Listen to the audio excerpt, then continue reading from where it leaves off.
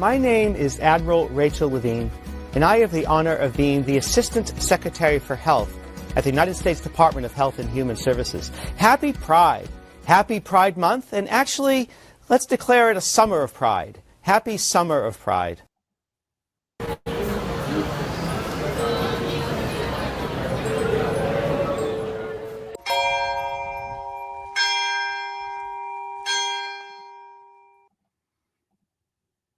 Already muted.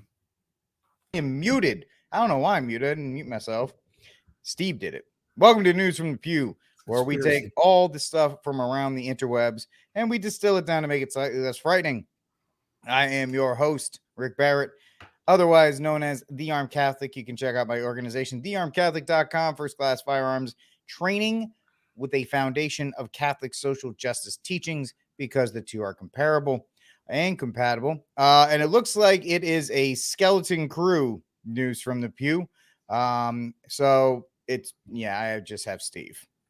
So Steve Cunningham from the great state of North Carolina joining me today. Well, I can't remember the movie, but when you were saying, hi, I'm this is Rick, also known as, I was thinking, what was that movie? I'm Rick. My friends call me Rick. Yeah, they all call me all kinds of things, man. So it's not just Rick. But that's neither here nor there. Richard, we got that was Richard, your other compadre up front that led off the show. Don't put that evil on me, Ricky Bobby. That's not cool, man. That is not cool at all. But it is Pride forever here in these disgusted union of states. Because whatever. The crazy thing is they talk about how they're like, oh, why do they hang the pride flag or the sodomite flag in government buildings? They should only have the national flag there. It's like, oh no, they're right. That's the national flag. that is the national flag. Don't get it twisted. The American flag is kind of just they will make the US the stars and stripes. It will be akin to the Confederate flag within 10 years. And there will be this push to change it for liberty. I mean, guys, look at the stuff they're changing now. I would not be surprised if they push to change it for liberty and equality or any of these other kinds of things within 10 to 15 years. Well, that's what Juneteenth is. Everything else has happened. Well, that's what Juneteenth is. Yeah.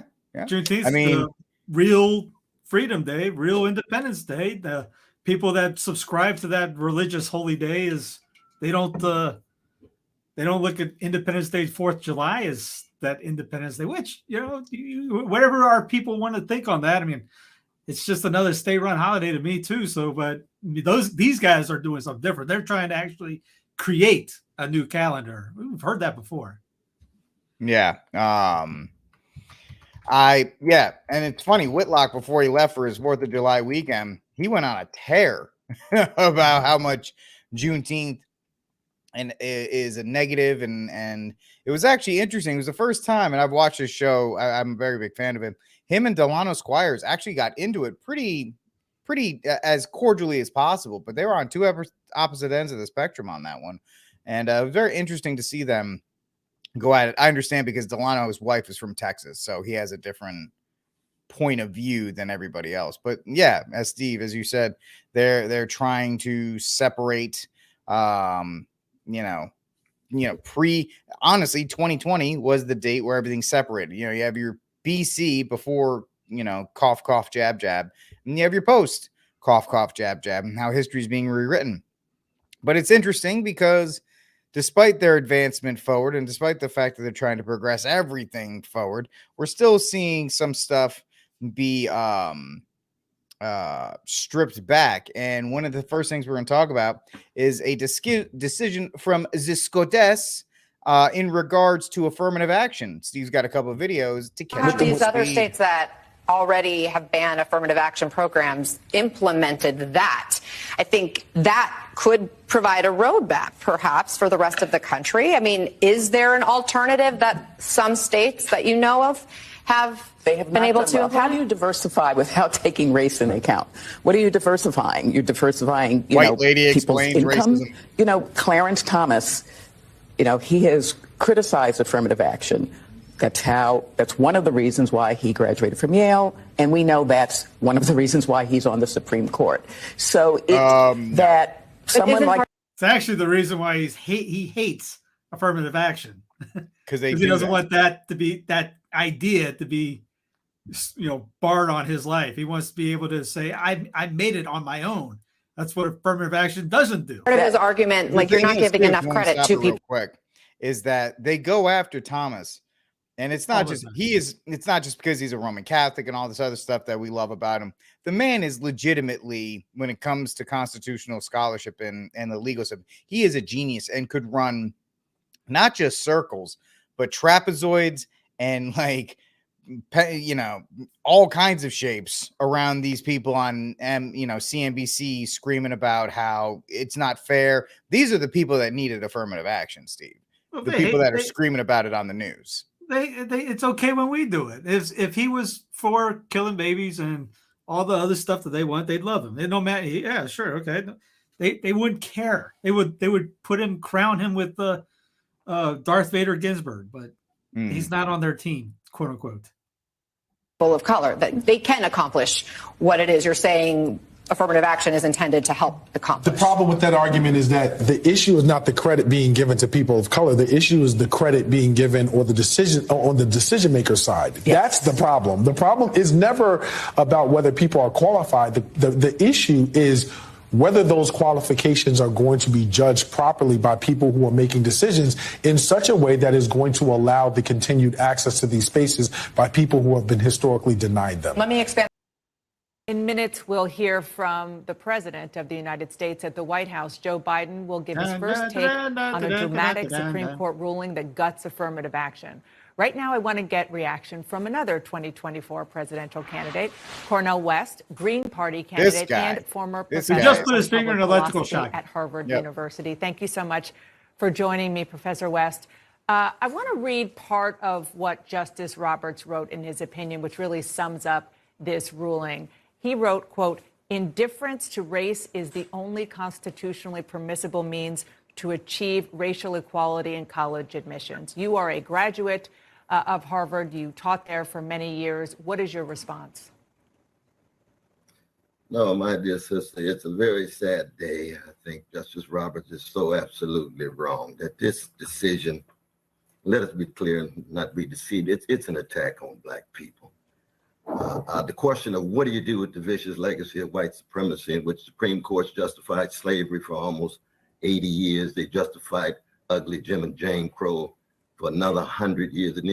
By the way, Jim Crow came from the North. Slavery. And in the 60s, we had to raise the question, what are you going to do about these precious human beings you enslaved in Jim Crow for so long? He talks about precious human beings, yet he loves murdering kids in the womb, probably.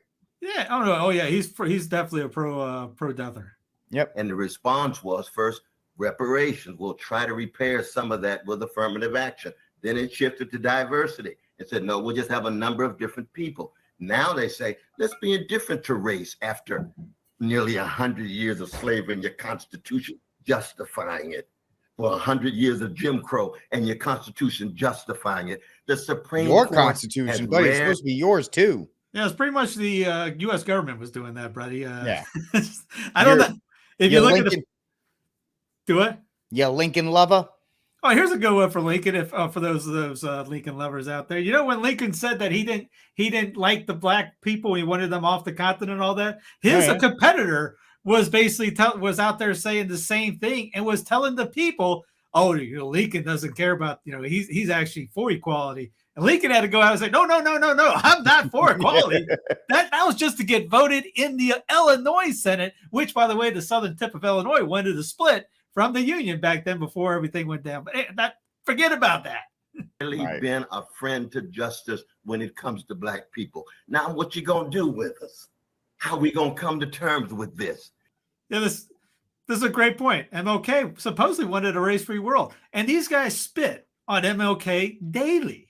Yeah. This is my question to Brother Edward Bloom. Now, he's a conservative Jewish brother. Thank God we got a lot of Jewish critics of Bloom and white critics and Asian critics of it. but he put the get them Asians Asians against the in there. black folk. Well, let me. He says, now let's get some Asians. The whites didn't work. Let's get some Asians to pit them against black folk and ensure that, lo and behold, we can have policies that result in ensure that these black folk don't gain assets. You know what's funny is an Asian guy was actually upset about this because he couldn't get into an Ivy League school because affirmative action. So I mean, the Asian community was one of the front runners more than white people in this lawsuit. It wasn't white people. White people, because most of them or half of them are libs, and they're like, yeah, we deserve not to get in here because of all these arguments. The Asians like, no, this baloney. I have better grades than all y'all. No, you not keep me out. Did you see about that? Did you see that one dude? It was a white guy he caught a man wielding a knife, ready to stab his family. And he's in there at the end of it, he's crying and saying, I'm sorry, I didn't mean to call the police. Now they're going to think I'm racist. Wait a minute. The guy was going to slice up your family and you're crying about calling the cops on it. Yeah. Yep. Exactly. This is a deeper issue that has to do with how do you come to terms with the humanity of black people in a nation shaped by white supremacy. So that's what we're talking about. This dude's taking probably $200,000. This guy's probably getting $200,000 to $250,000 a year from Harvard, which is government-backed money at this point. So he got in probably because of affirmative action. Yeah, the only reason he has his position right now is because of it. See, loving me. No, go right ahead. Go right ahead. I'm sorry to interrupt you because I want to get in some reaction from an expert who was on our air last hour. His name is Kenny Xu, and he is the president of Color Us United. He agrees with the Supreme wonder what his Court opinion decision. is. He is Asian American, and he gives the perspective of those in his race. You racist. I could point to race-based admissions as the reason why Asian Americans are being discriminated against right now. Get it, buddy. I mean, if you're an Asian American, you had to score 273 points higher on the SAT to have the same chance of admission as a black person to Harvard. Is that fair? I understand that people's lives are improved by getting into an Ivy League university, but that opportunity should be made available to people of every race, not just one. What's your response to that? Well, I just thank God he doesn't speak on behalf of all of my precious Asian brothers and sisters. Not at all. I would want to say, then why are you working with Brother Edwin Bloom? Or Brother Bloom is trying to gut Voting Rights Act too. This is not just about education. This is not just about diversity. This is about something much deeper. They're deeply concerned about trying to ensure that black people's humanity is affirmed, that black people are gaining access to power and positions that heretofore we have not. And all of the deodorized discourse about X and Y and equal rights and so forth. No, we got to be honest about this. In the NFL, you're sued if you don't just interview a black person. Rooney rule. Literally, you have to interview or you're sued. So, I mean, and there's plenty of coaches. Now, yes, some people get fired and people think they'll play the race card on that. Like, was it the guy from Miami last year? I can't remember that guy. That guy flamed out so hard. But, I remember that. I mean, win. All right, go to a good team. Go to a good organization. I mean, what's his face in Pittsburgh? He's been there for how many? 20 years? Yeah, Tomlinson. Yep. And then you had the guy from Tampa for a while, and then Dungy. Yeah. And then Dennis Green as well. Denny Green. Yeah. Yeah. Denny Green. And say, he didn't get an interview. Well, he's 900 years old too. Yeah. Well, let's put Thomas Sowell on. I can't take affirmative action may be unfair, but it's helped a lot of people. You buy that? It may have helped some people, but on net balance, I don't believe it. Obviously, this is from years ago. It has. There's a marvelous study done showing that when they banned affirmative action in California, University of California system, blacks began to graduate at a much higher rate than before, graduate with much higher grade point average, graduated in subjects like math and engineering to a far greater extent than before, because now the students went to those particular parts of the university system that fitted their particular academic preparation. And they graduated. Before, you could flunk out of Berkeley or UCLA, which does you no good. Now you can graduate from Davis or Santa Cruz and go on to a career. Yep. And the crazy thing is, it's another win for Trump. It's another win. Guy ended abortion, and he ended at the federal level, and he ended affirmative action. So. And a lot of the talking points is because we don't know our own history, so that you'll hear those guys take advantage of it. Like Lou brought up, I won't put it on because wordy dirt at the end. But said the Clint Eastwood meme of you didn't pick any cotton and I didn't own any slaves. If you get the book, we'll get the entire series, the Politically Incorrect Guide series. It's fantastic. But there's one on this. It's called Politically Incorrect Guide, the Pig series of the South, and the one on the Civil War. And it goes into the facts of 10% of the South owned slaves, less than 10. Even, and then you go further south, less than that. And even less had more than 3 is the number. I think like 5% owned 3 or more, because it was like having a car. It was expensive to have. No one had that kind of money to have fleets of workers like that. Also, real quick, the amount of actual black people that owned slaves. Oh yeah. Especially that's something that nobody really wants to talk about, but that's something no one wants to say. I mean, William Ellison, he was a free slave and he had slaves. Yep. It was the way of the life back then. It was what you did. I mean, there was that stupid meme of Democrats, Republicans. They did this slave KKK, all this, and it's all D's were the bad guys, Republicans were the good guys. Actually, they both were racist. You can find the most racist words from the radical Republicans of those days, and like Jim Crow came from the North. Those guys weren't the star-studded and angelic beings.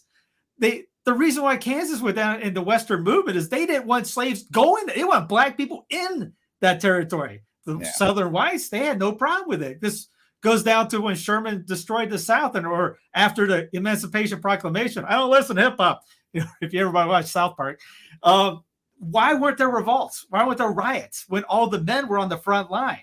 It's because, as Alexis de Tocqueville wrote in his book, Democracy in America, the people got together well. They lived in harmony. It was, quote, just that the laws weren't on one certain racist side. But if you crossed the border up north, you were segregated. And to this day, they live. You go to Cincinnati, one group here, another group here. Pittsburgh, it's you don't live in unity. Here in the South, we all live together. But they have to tell us they have to come after us with racism every time.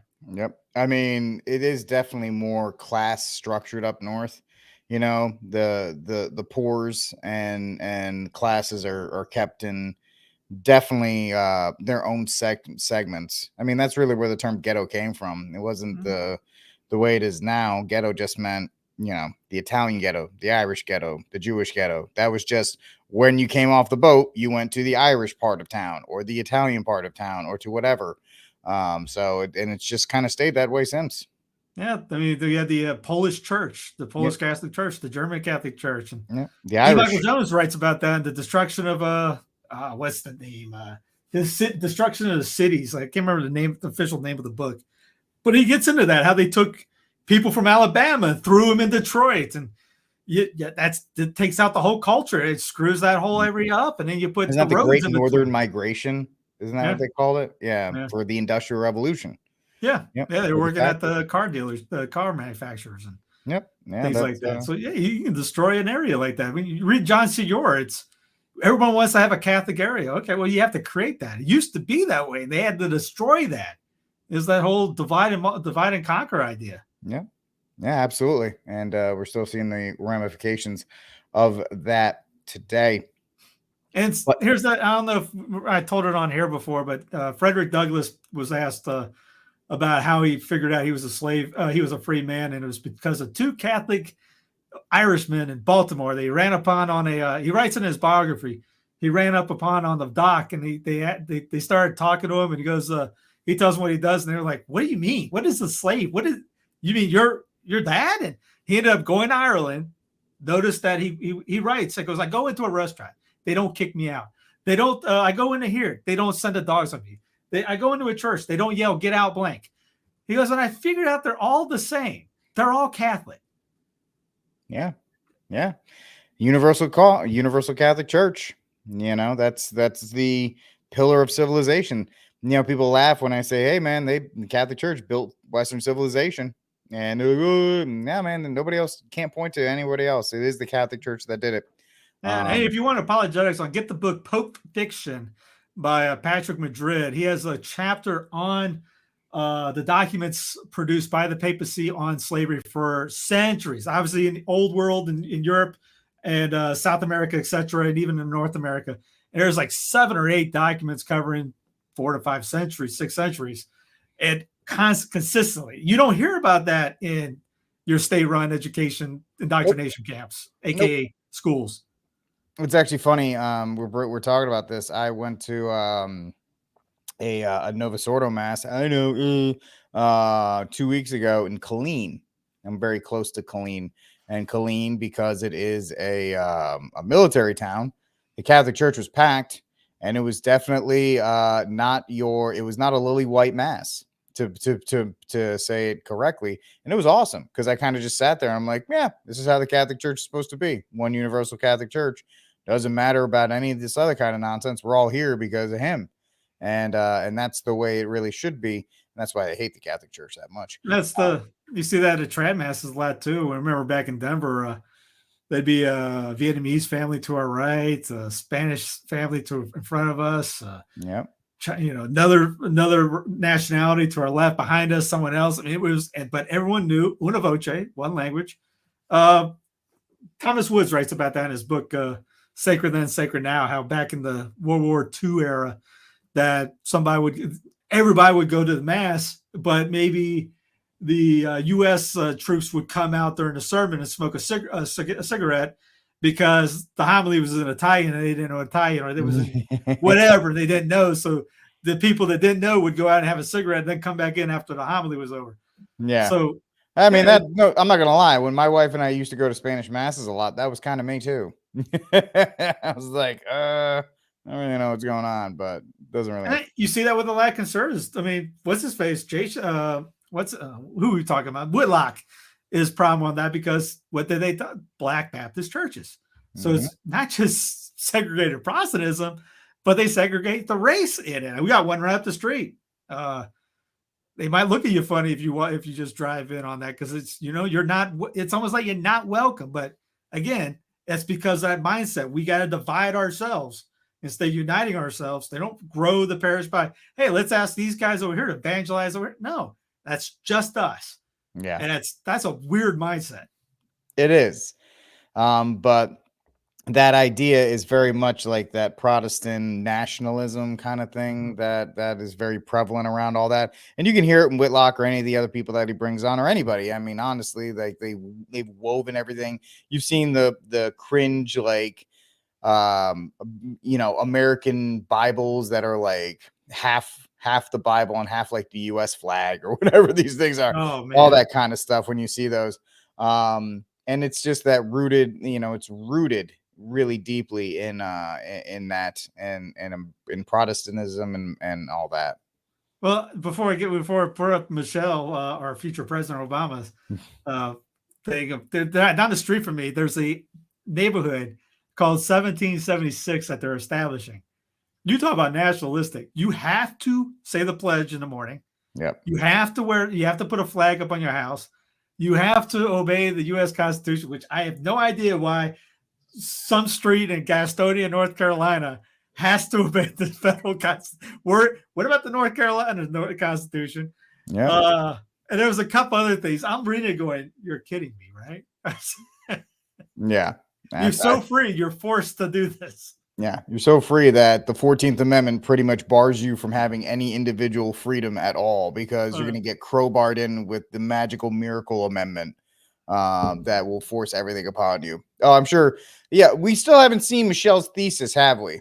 So before she starts banging on about this, why don't we see what you did?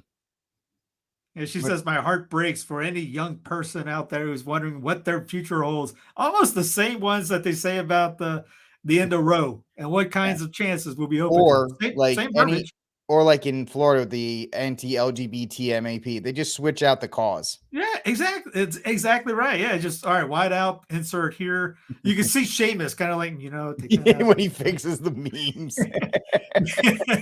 Insert here, done. Yep. there's one intern and he's just in charge, or she, them is in charge of like all of these documents. And they're like, hey, we need you to put in LGBT. Okay. And he's banging, she, them is banging away on the computer and firing it off to everybody's Twitter pages. It's crazy. Yeah. Yeah. What's her face? Kamala was in our area just the other day using that same verbiage about how, my daughters are going to have less rights growing up than my mother-in-law, my grandmother, because wow, that's your fault. But wait a minute, you're in California. What California law changed? Nothing changed in California, but it's a Yankee Puritan mindset to force you to live like them. Yeah. Hey, we said this before. You're in Texas, I'm in North Carolina. I never get up in the morning and say, man, I wonder how I can get New Yorkers to live like me, or people in Massachusetts. They got to live like us. No, yeah. And someone put that up. I saw that in a Twitter thread. They said, we just want to be left alone. Well, we're talking about backwards times. You got people that are that are against Russia doing what they're doing to Ukraine. And we're just sticking with the narrative on this. They're upset about that part, which they're doing the exact same thing Lincoln did to the South, forcing them to come back into Russia. They're trying to force people to go, and they'll say, oh yeah, we want Ukraine to do this. We want them to come back in or stay out. We want Ukraine to stay out of Russia. Whereas the same mindset, you take that other one and go, oh, no, yeah, Lincoln was totally right to do what he did to the South. So Putin can't do what he's doing in Ukraine, but Lincoln was fine to go down and, do that to the South, because if I want out, well, that's not the answer. We're going to kill you. And if only the South had that $6.2 billion that they just magically found and funded to the Wagner. England and France, but people don't realize they all got psyoped on that whole thing.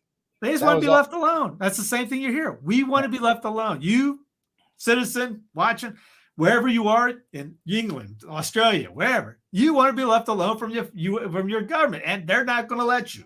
Never. Despite the fact that we have a presidential candidate who's talking about, doing the abolishing.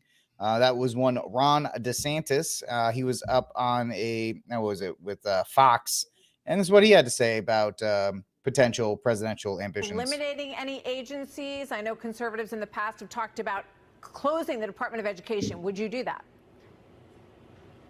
So we would do education, we would do commerce, we do energy, and we would do IRS. And so if Congress will work with me on doing that, we'll be able to reduce the size and scope of government. But what I'm also going to do, Martha, is be prepared if Congress won't go that far. I'm going to use those agencies to push back against woke ideology and against the leftism that we see creeping into all institutions of American life. Now, he doesn't need Congress's approval. Those are executive agencies, right? He can get rid of those tomorrow with the stroke of a pen. With a stroke. Right? Because Congress has no authority. And that's the thing. ATF, BLM, IRS, FBI, whatever three-letter agency, Department of Public, no, it's Texas. They're all created by the executive, and they can all go away tomorrow. There's none of that. Of course, you saw she was like, yeah, you can get rid of education, not the IRS. What are you going to do with the You have to keep no, you don't have to keep the IRS. No, you don't have to at all. That is a foolish ideology in that regard. But the idea here is that, and Fawaz said this in our signal chat, is Ronnie just going hard during the primaries to try and get some of that support back that he's losing to Trump? Because there has been rumors that he's been advised to go more moderate on abortion than because conservatives are always afraid of the abortion issue. Oh, we're too hard, we're too this, that, and the other thing. So is he just trying to go hard to the right in the primary only to shift back to the center? Because this all sounds like Rand Paul platitudes. He meant it. Let me couch that. Rand Paul meant it when he said he wanted to shut everything down. I'm pretty sure. I don't know if Ronnie D here is as much of a believer. Well, he could do it in Florida, which is what he's done. His track record, his baseball card stats are pretty good. But you get to the feds, there's been a lot of guys that talk a big game. And there's been a lot of guys, including a lot of people's Lord and Savior, Donald Trump, he increased the swamp. He didn't drain a tub. That thing increased. And by the way, here's the stats. If you're wondering about this, in Iowa, Trump 44.8, DeSantis 22.6. By the way, after DeSantis, they have zero chance. No chance. If you're thinking about coming in soon, just save your time. There's really no reason. You're not gonna get anybody to listen to you. Trump in New Hampshire, 46-15 to 15. South Kakalaki, 40% to 19 DeSantis. Nevada, 52 to 20. Trump could go in prison for the rest of his life. He'll win the presidency. It's over, as they would say. It's going to be Trump versus Biden unless Michelle runs with this thing. And then who knows what's going to come in. In fact, I got a feeling they might put Trump in just to cause some consternation around people. But this he can go out and say all the right things to say. There's no chance anybody else but the Don is getting in there. That's the way it is right now. Yeah. I completely agree. That's the setup they want. It's good. And honestly, DeSantis should just take the hint and stay in Florida. You and I have been talking about it. Just be King DeSantis. Get the legislature just to extend out your terms and be governor forever, man. I mean, what you're doing. He's done more for freedom he's done more for it in Florida than he'll ever do in DC. Oh yeah. His hands are tied and most of the stuff he wants to do. I mean, the things he listed, it should have been done. They should never happen to begin with. It's bloated. It's overfilled. Everyone knows. Even the movies show that the feds are corrupt individuals. The FBI going after you. And the CIA or wag the dog, baby, or wag the dog. That old film, Enemy of the State, wag the dog. You just pick a movie. They don't show them a good light, and they're your friends. Hollywood's their friends.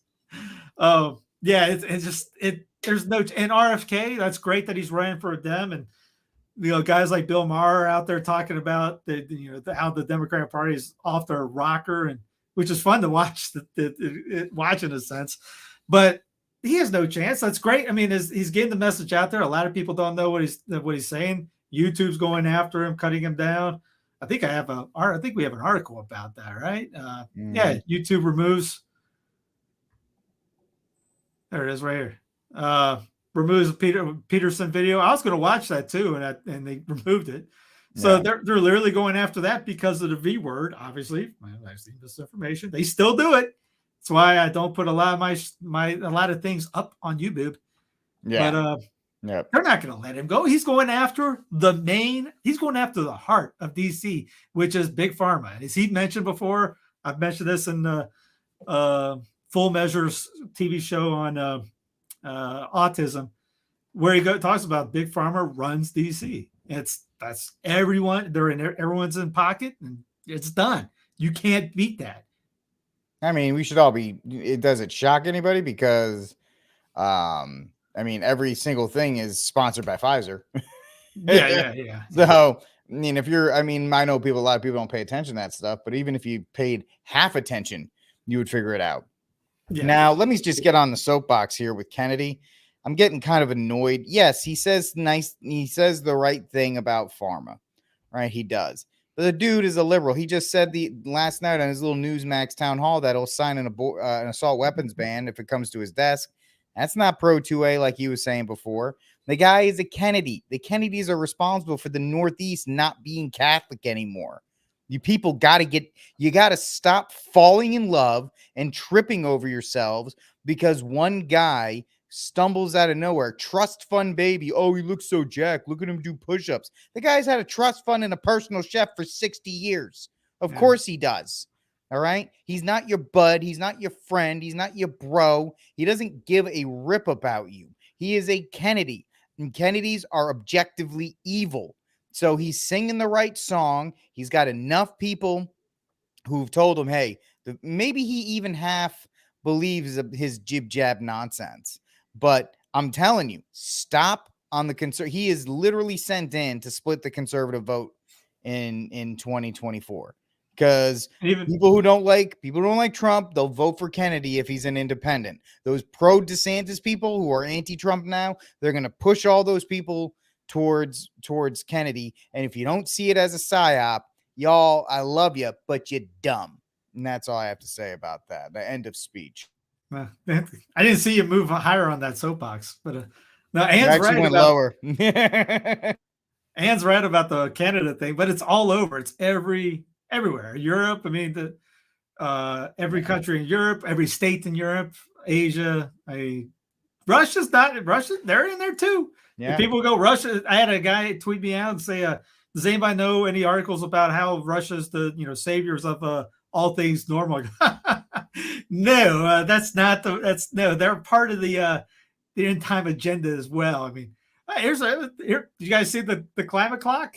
2, 1.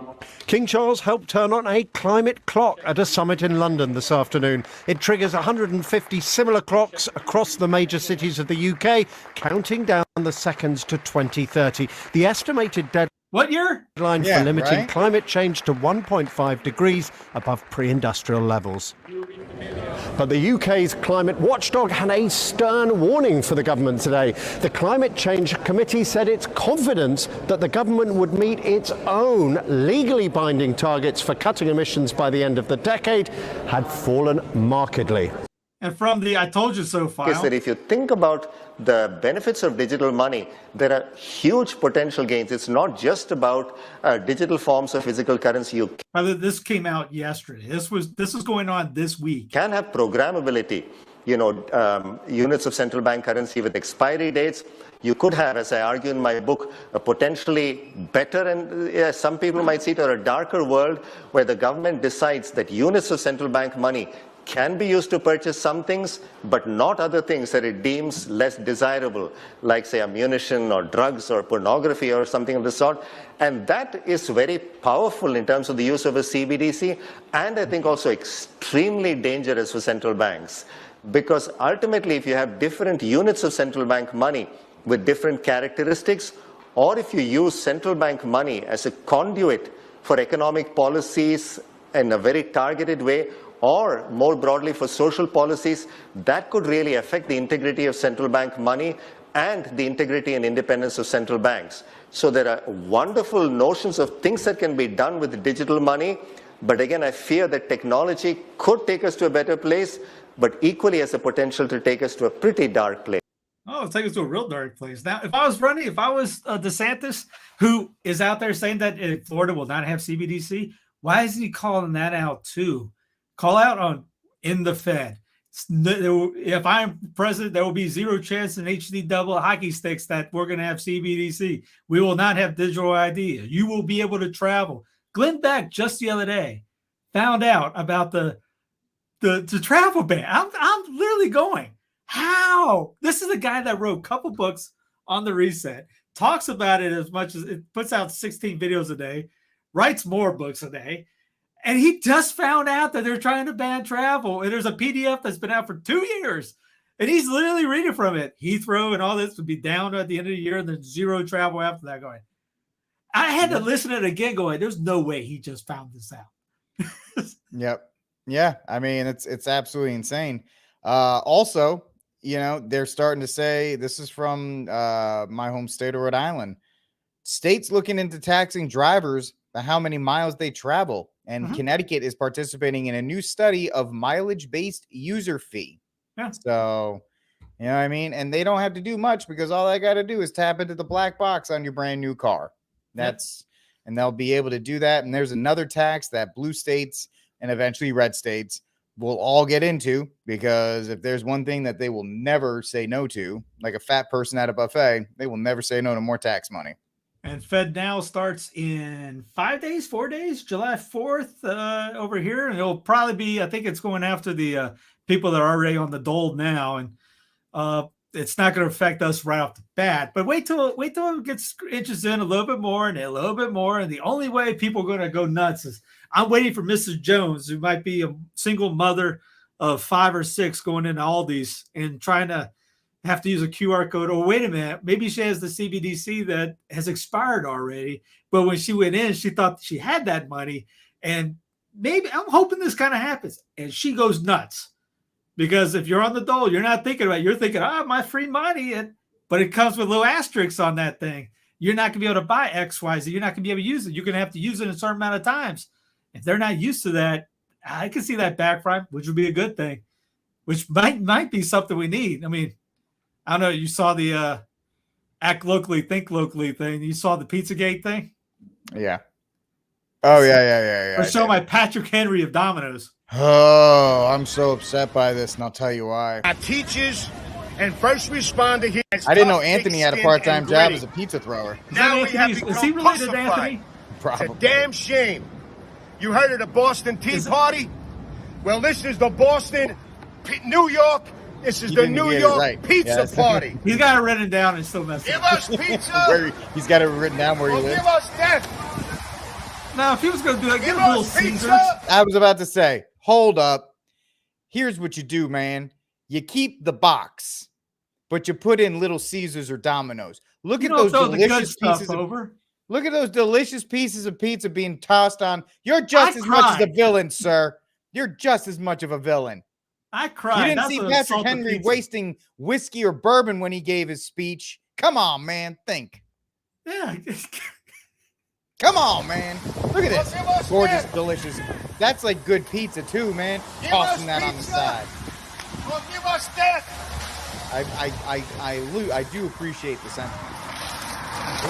Oh, yeah, they had multiple. I didn't watch the whole thing. Yeah. Look at this. Every what are you doing? That's $50 worth of good pizza. That's what this city keeps doing. Why would you Can't do have that a to that small delicious business? pizza?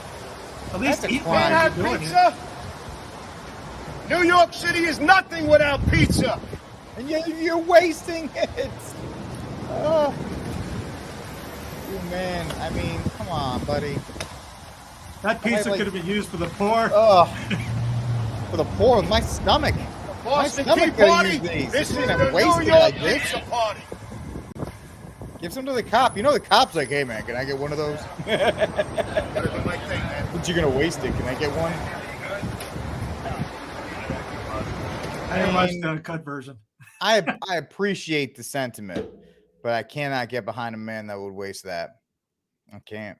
Nobody wanted the tea. Tea was not like it is today. That tea was crap back then. It was not very good. Karen, don't know what we're talking about. Pizza, New York City. Right. New York City rules crack down on coal wood-fired pizzerias. Must cut carbon emissions up to 75%. I was thinking this. I put on Clown Planet going, if anybody's in New York or in New York City, what happened? You know, I feel like the Joker, that scene in Batman, the first Batman reboot. Did you lose your marbles? What happened? I mean, how you let it go to this? You guys are supposed to be the big and bad New Yorkers. We're tough. Yeah. What? This is going to destroy every little pizzeria. The only thing that's going to be open is Domino's Pizza, and Papa John's, things like that. It's just like, oh, wait, the Rona. That's right. This whole idea. Act locally. Better get your backyards in gear.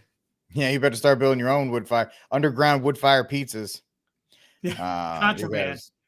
Yeah, they'll do everything, man, to get any kind of individuality stripped. You know, if you're gonna live in the pod, eat the Domino's, right? And we've all been there, folks, where it's one night we're like, yeah, we'll just get Domino's because it's the cheapest and easiest to get.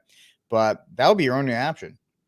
And it will be a sad, sad day when that is the case. Mark Morano's been great on this. I think he broke down how many flights it was to take. He was on somebody else's show, and he just talked about how insane. Here it is. You have to burn an oven like yours every day for 849 years to equal the amount of carbon emissions from John Kerry's jet in 1 year.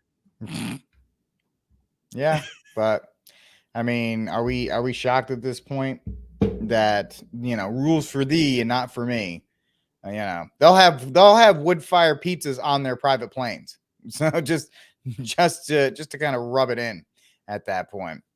May the odds be in your favor. Yeah, no, and it goes along with the whole corporate mindset, right? We're talking about big corporations and Domino's and Little Caesar and all these other kinds of stuff. And the reason why they want that, as Steve was just saying, they want all these smaller shops is because they're easier to get in bed with, much like the whole Bud Light thing. Bud Light has lost so much money, and they're getting absolutely destroyed to the fact that, they're essentially giving away beer for free for this weekend because they have to move the product because nobody wants to buy it. But if you listen to the CEO, which you're about to, he could care less.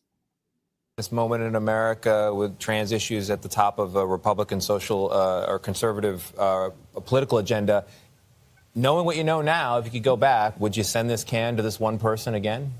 There's a big social conversation taking place right now, and big brands are right in the middle of it. And it's not just our industry or Bud Light. It's happening in retail. It's happening in fast food.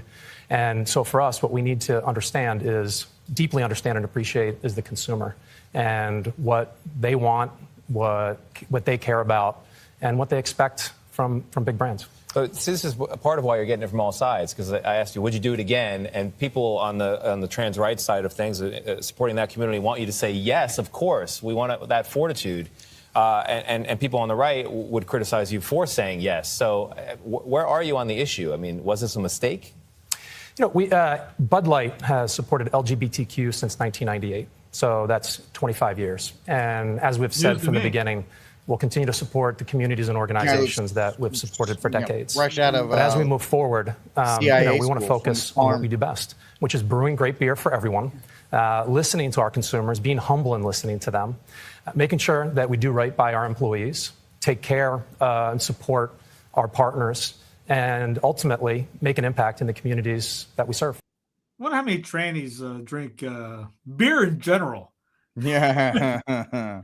Much less Bud Light. I mean, it's Zima. Zima's their official drink. Hey, they got so many problems with all the juices. They got all the drugs. They got to pumping them. They're not doing any kind of beer. And we're going to worry about our consumers.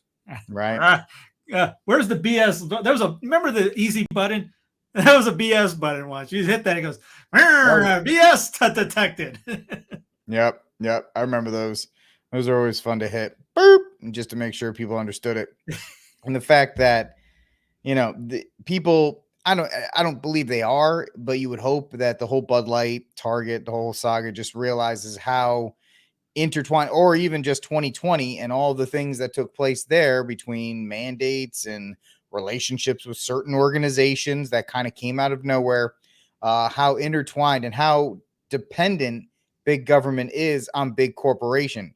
And it is not capitalism. It is, you can call it cronyism, big capitalism, whatever you want to say. But big government cannot do 90% of the stuff that it wants to do or does without big corporations pretty much, being their foot soldiers for all the people they employ, because then, whatever, affirmative action or the anti-discrimination laws come out. And how are those enforced? The government doesn't enforce anti-discrimination law. Companies do through their HR departments. And so that's how that stuff gets done. And so that's why big government desperately needs big corporations. And it doesn't matter. Pick your big box, whether it's in fast food, shoes, electronics, whatever the case may be. They desperately need those companies in order to do really the more malicious stuff that they do out there. I mean, you go through a regular business. I remember like in Denver, walking through the cathedral, there was a couple bars that had the flag out during this time of the year. And you just didn't go to it. And nobody, if you actually had a spine, you wouldn't consider, you go through the one down the street or something else.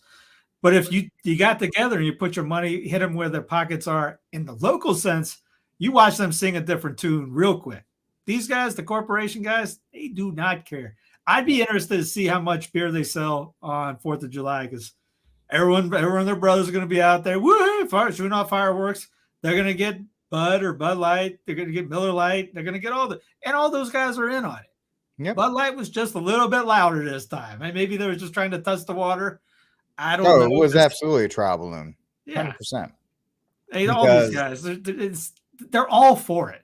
Mm-hmm. You should even, it goes back to drink the good stuff anyways. You want some beer? There's a guarantee there's a local craft down in your area somewhere, wherever in the world you are, that's making their own beer, or learn to make your own beer. Our old choir director, Rick Wheeler, he brewed in his basement. Fantastic stuff. There's people that can do it. You can, or learn how to do it. You don't have to go get this garbage stuff which got GMOs in it, dyes in it, and it tastes like basically water. Yeah, it's just a little flavored water. That's really what it is, with a little bit of alcohol in it, so you can pretend. It's designed for you to drink by volume, so you get used to being drinking by volume in order to get to that point. Yeah, I mean, it's all of these things, you know, Chainsaw Brewery, Trinity Brewery, they're all those kinds out there too, and so it's definitely options people have. It's like anything else though, Steve. Do they want to take the time to actually research, go out of their way possibly a little bit to do it, or can they just grab it all in one sitting, right? Grab it all in one place, because you can grab your Bud Light next to your GMO food and all these other kinds of things. Yeah, you go to your store to get your GMO food, to go get your GMO drink, to get your non-filtered fluoride-filled water, and we're poisoning ourselves. No wonder everyone's sick. The stuff we put on our system, it's one of those things. We got to get out of that mindset or convenience. Or if you're in a hotel and that's the only, you have a Starbucks in your hotel, go down the street, or don't have any at all. Have a spine. Maybe have some tea, right? Have some green tea. Green tea's got caffeine in it. Green tea will wake you up. Do some push-ups, or run around or something. Easy with the push-up thing. Let's be careful. Hey, you were watching RFK without a shirt on, so I figured out. Oh yeah, that's right. Got me ready to go. Yeah, the conservative gym bros nearly lost their minds when they saw him with his shirt off. It was like that. I go, wait a minute, that's only 115 on that. I mean, what were you jacked about here? So people were like, well, this was his last lift at 15%, so shut your face. It's like, dude, okay, we get it. You guys are just as bad as like the left when Obama took his shirt off in 2008, and you guys are like, oh my goodness, look at that. So guys, everybody just calm the frig down for a couple minutes, okay? Just please, just calm yourselves in that regard. Is it Barry or the other guy? Oh, Barry Obama. I was joking about yeah, it was that guy. The joke is that his wife. It was a Michael. It was a Michael, if that's what you're asking. It wasn't Big Mike. So yeah, there's that. But it's all the same stuff. I think we got. Oh yeah, let's get to our last story of the day. Probably the most important story. The fight for the ages, ladies and gentlemen. In case you missed it, between one Elon Musk and one Zuckerberg drone.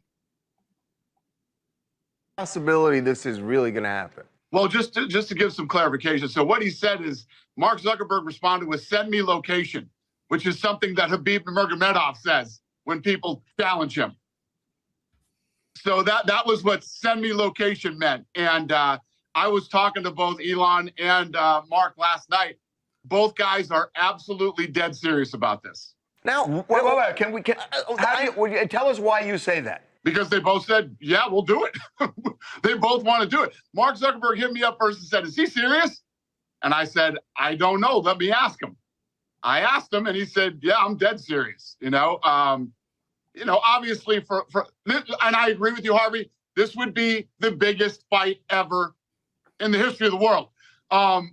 Bigger than anything that's ever been done. It would break all pay-per-view records. These guys would raise, hundreds of millions of dollars for charity. And, you don't have to be a fight fan to be interested in this fight. Everybody would want to see it. You want to see it? You're all about it, right? What? You want to see the fight, don't you? I would love to. I'd love to see two nerds go at it.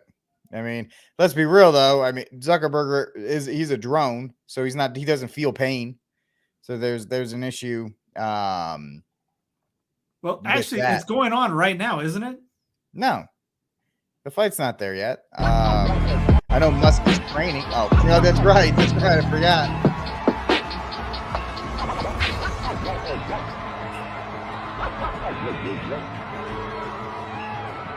Who knew that Zuck had some moves? Because he's been training, man. It would be perfect if there was a third person there, and that was Tom from MySpace. He kind of came in and just smoked everybody, and then he would be the ultimate champion and restore our freedoms on the interwebs. That would be justice. He's sitting at a table. I'll be your friend. I'm your Huckleberry. As he comes in. Would be fantastic.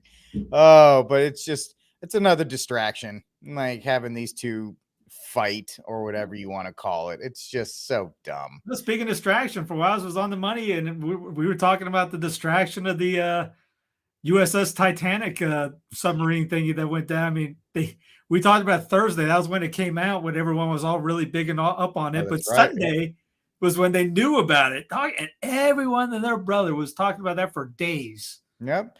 Oh, they have 9 hours of oxygen left. I mean, say what you will about James Cameron. He's been down to the ocean floor like 6 gazillion times. He's like, yeah, they're dead.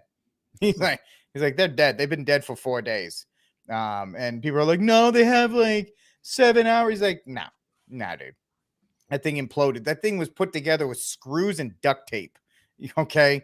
That thing did not do that, you know. Of course, those people, you know, they paid their $250,000. They signed the waivers. So it is what it is in that regard. But anyway,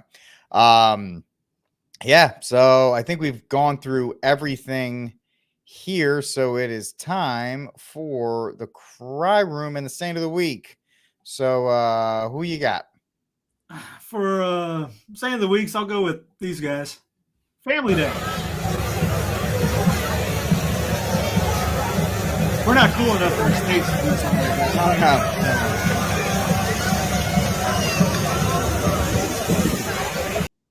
So, I mean, you know, maybe you don't want to put your family at risk either. But for Cry Room, I thought about the Starbucks controversy. But I was going to go with the people that was thinking about the coup that went down this past week. Here's actual footage of it. Pretty intense, folks. So you can watch.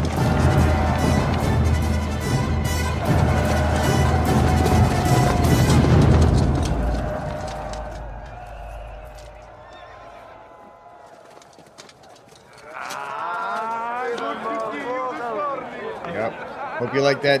Hope you like that DOD money. Yeah, they went from I got a clipping of it. The day before they were called freedom fighters. The next day they were literally called terrorists.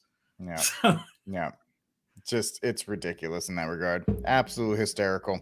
And they say I think they say Putin's now more popular than Bush than on the day after 9/11 or whatever. Yeah.